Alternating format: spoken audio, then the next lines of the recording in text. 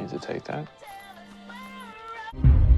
Daddy likes the middle. Daddy likes. You help me get what I want. Daddy likes the middle. Daddy likes the middle. Yo, what is going on, guys? Flashverse here, and welcome back to another video on The Fly Season 8, and this will be my review and breakdown for The Fly Season 8 Episode 7, titled Lockdown, aka my birthday gift from Eric Wallace, with the return of the best character of all time, Mr. Daddy Likes the Metal himself, Goldface. This is obviously the second interlude episode of the season, and I believe it's the last. I'm not sure if next week is an interlude or not. Eric Wallace did say that the next graphic novel will have a slow start, so maybe next week's episode will feel like an interlude, but it's actually the first episode of graphic novel number 6. I'm not entirely sure though. But in regards to this episode, I freaking loved the crap out of this episode when we had Goldface on screen. Just that comedic and charismatic feel and nature this character brings to the show is just absolutely amazing. It's so hilarious, and this episode was just such a funny episode. Goldface had some incredibly hilarious scenes. We did obviously get some Aminette Black references as well, which was obviously a plus. And oh my god, that ringtone just made me explode. Everything with Goldface in this episode was by far the best part of it, in my opinion. There were other moments with other characters which I really loved about the episode as well, such as the development with Kramer, from someone who's just so unlikable in season 7, and just her now shifting to this character that they made her in season 8 and giving her all these sorts of storylines. I can't believe I'm saying this, but now not only do I care, but I really like it. I really like what they did with Kramer this season, so that is something I really liked about the episode. And I would say like this episode is centered around Kramer, but her interactions with Barry were really great, and I just want to see more of it. So that is something I really loved about the episode as well. But obviously, Goldface comes first. Goldface's stuff, it was just a masterpiece. Honestly, I really loved it. I was really worried first going into this episode, since you guys know my thoughts on like the interludes after all. But unlike previous interlude episodes we had a lot of Barry, but also we had him as the Flash, giving us more of a reason to watch the episode in the first place. Episode 6, yes, it didn't have Barry in it, but it had all these elements you need in an episode of The Flash if you're gonna do an episode without Barry. So at least so far, considering the interludes, this season's interlude is a success compared to season 7's. Now, despite me loving bursting out loud, laughing out loud in the Goldface scenes, and despite me just loving the Kramer stuff as well as just the whole CCPD stuff in general, the aspect which really drove the episode down for me significantly were all the relationship stuff in the episode, which in this review I'm not really going to talk about that much because I'm sorry, but I just don't care. It was so unnecessary. They could have easily found a better side story to have, but having this theme of dating in the episode, first with Chester and Allegra, and then later on with Caitlin, and then Frost with Chilblain, you don't need it. I don't care about it. I don't want to see it. As much as I love these characters, I just don't care. So although I heavily enjoyed this episode, it was only to a certain extent. The cliffhanger for the episode was pretty damn cool as well, in which all of it will be discussed in more detail when I get to the breakdown, which is pretty much now.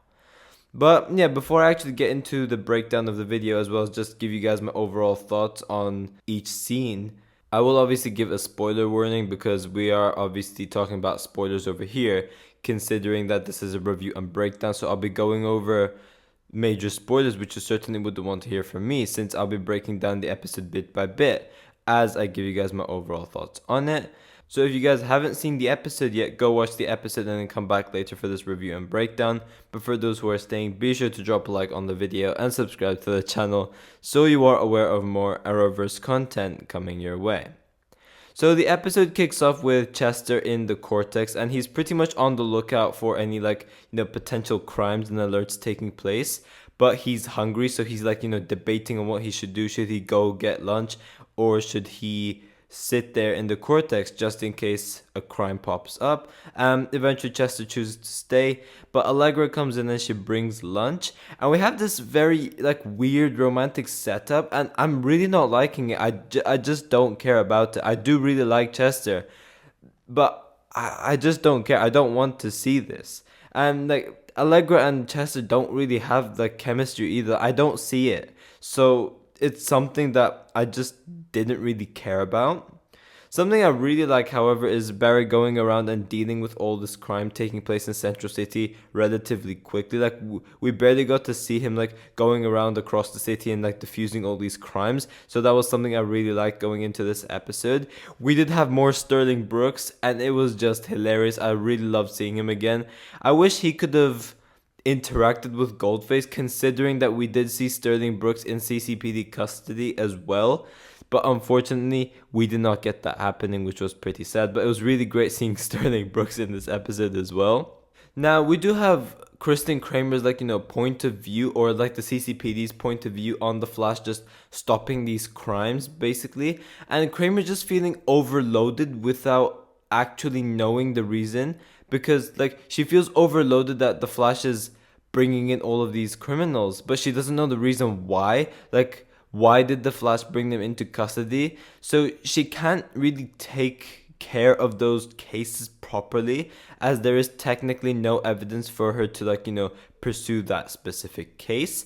And essentially Kramer wants to find a way to just communicate directly with the Flash due to this whole issue. Of course, we do find out other reasons for it later on in the episode as well. But Barry, obviously, he is the Flash, but Barry doesn't really feel the need in this communication method. But obviously later on in the episode that does change.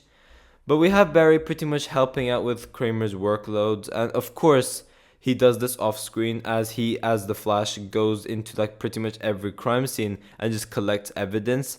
However, he presents them all to Kramer, and Kramer still believes that this form of communication between CCPD and the Flash is necessary. Obviously, Barry went around in these crime scenes and collected evidence so that Kramer would, in hopes that Kramer would drop that idea of communicating with the Flash, but she still wants to find a way to communicate with the Flash. But then the elevator opens up and Barry and Kramer are pretty much staring at the smoke bomb. We have the smoke bomb going off and it just makes everyone in CCPD pass out. Obviously, Barry takes a bit longer. I'm guessing it's due to his like super speed or something along those lines. But here's the thing, right? He has super speed. So, like, why doesn't he just run out of the situation? Or why doesn't he just, like, phase through and just get that smoke out of his system? I'm not entirely sure. Maybe there's another reason for it, which I didn't think of. I'm not entirely sure, but I'm just saying, if Barry did supposedly get this like massive level up, he would have easily been able to stop whatever happened to him over here. But we have everyone waking up in CCPD, and they all see Goldface in front of him. He goes, "Wakey, wakey, ladies and gentlemen," in blue, and he makes one hell of an entrance, man. Oh my god, Goldface. We did also bring back those bracelets which we had established in season 5, where essentially it is not only a meta dampening bracelet, but also it is a bomb. So if anyone wants to do anything suspicious, which obviously Goldface explains it with the dummy, then the bomb will just blow up and then obviously kill the person, which would obviously spark fear amongst everyone else.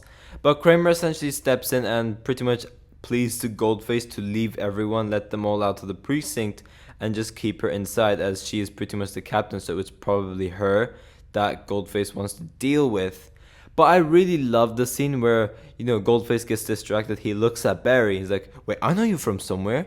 You're the rat that couldn't get my organ printer. You're the chemist." I really love the idea that, they still kept the chemist as a thing, because obviously we did have Barry and Goldface having that relationship, as Barry pretty much went undercover as the chemist for some episode in season 5. But I really love that they brought it back. I really loved that reference. I was wondering if they would have ever mentioned it when they met during the episode, and thankfully they did, because I really, really liked it. But we have Goldface pretty much mentioning that he got info from Amunet Black for a specific weapon being in the CCPD armory, and that is obviously what Goldface is after, and that is the meta-human gun, which pretty much gets rid of metahuman powers permanently if they are shot with it. Obviously, Goldface wants to sell it, he wants to make money off it, and obviously he wants to take down the Flash with it as well. So we have Goldface breaking into the armory, but the weapon is not there. He gets really triggered about it because he wasn't able to find the weapon, and later on in the episode we do find out that Kramer essentially gave it to Argus 3 months ago, so it was in Argus custody all along. But we have Goldface pretty much keeping strict eyes on Barry, as he claimed that he's untrustworthy due to their relationship as the chemist and obviously Goldface. And Kramer refuses to communicate in regards to where this weapon is, which pretty much triggers Goldface. He ends up using his gold belt to choke Barry, and Barry eventually offers to help, quote unquote, track where the weapon is through some tech. We then ended up getting this incredibly hilarious scene with the chemist, quote unquote, helping Goldface to find the meta weapon that he's looking for.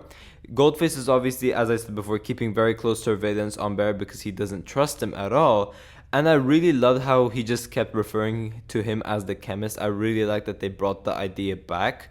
But I died of laughter when I heard Love is a Battlefield as the ringtone that Goldface had. Obviously, for those who doesn't know what that is, it's obviously the music that took place in season 6 when we had the whole Daddy Likes the Metal situation taking place. It's very iconic, and I'm really glad that we had some reference to that with the ringtone. It was obviously intentional. I'm guessing that the writers or something like that knew about the memes with this whole Daddy Likes the Metal situation. I really loved it, and I just died of laughter when I saw it. And then obviously that communication Goldface had with Amina, it was absolutely hilarious. And icing on the cake with this, Barry's reaction to Goldface's conversation was just priceless. We did also have Goldface mentioning that he did go to the same relationship therapist which Barry and Iris went to during the Flash season 4. So that was a really funny thing which they added on as well. But Barry pretty much reverse engineers this device he is fixing into some sort of canary cry type thing where everyone's ears pretty much just burst due to how loud that thing which Barry plays is, and that obviously allows Kramer and Barry to get away while Goldface and his ally, I have no idea what his name is, pretty much get distracted because of that loud noise.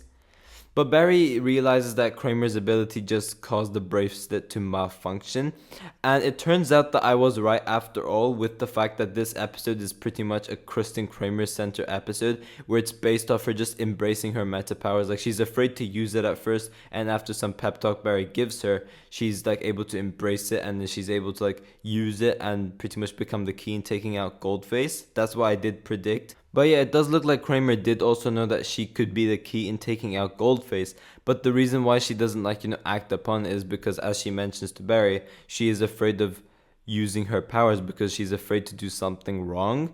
And Barry realizes that she needs the Flash to teach her. That is why she's so obsessed with communicating with the Flash, because she really wants to talk to him. So Barry comes into realization as that, which does pretty much build up for the identity reveal. But yeah, I did really like this talk between Kramer and Barry, and I just really like this dynamic with these two characters, and I really want to see more of it later on. But Barry eventually pep talks Kramer, and Kramer faces Goldface. She's able to control Goldface's powers.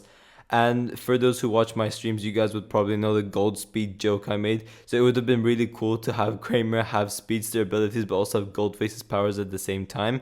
Clearly that's not the case. She could only use one, which is why her powers glitched during the episode, because she was pretty much getting distracted between Barry's super speed and Goldface's belt. So I don't think her powers knew which one to control, so it could only choose one.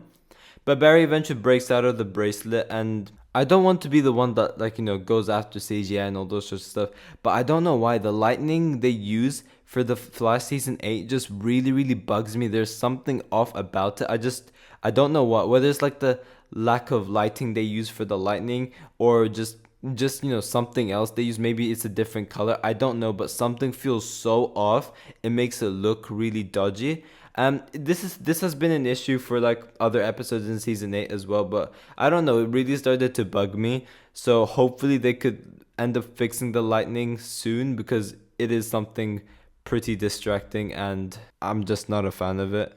But yeah, Barry breaks out of the cuffs, he suits up as the Flash and pretty much takes down Goldface, once again saving the day. And it was just really hilarious that we ended up getting the Love is the Battlefield ringtone one more time. It was really hilarious and I just absolutely loved it. Now later on in the episode, Barry as the Flash gives Kramer access to communication with this device which he gives her.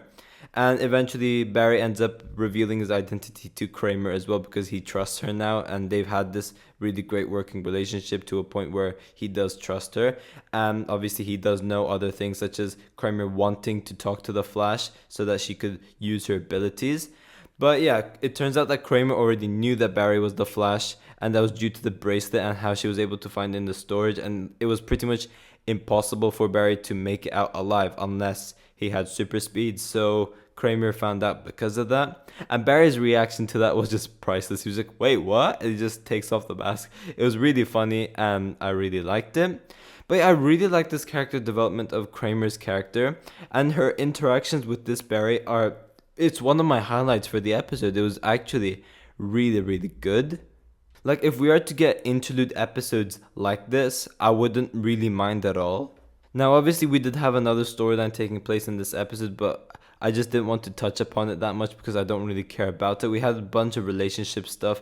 We had the whole double date thing with Caitlin Marcus and then Chillblaine and Frost. I just don't care. I couldn't care less. So I don't really want to talk about it that much. I will say, though, the talk we had between Chillblaine and Caitlin during the episode was pretty nice, and he does end up giving Caitlin advice, but other than that, I didn't really care about it at all.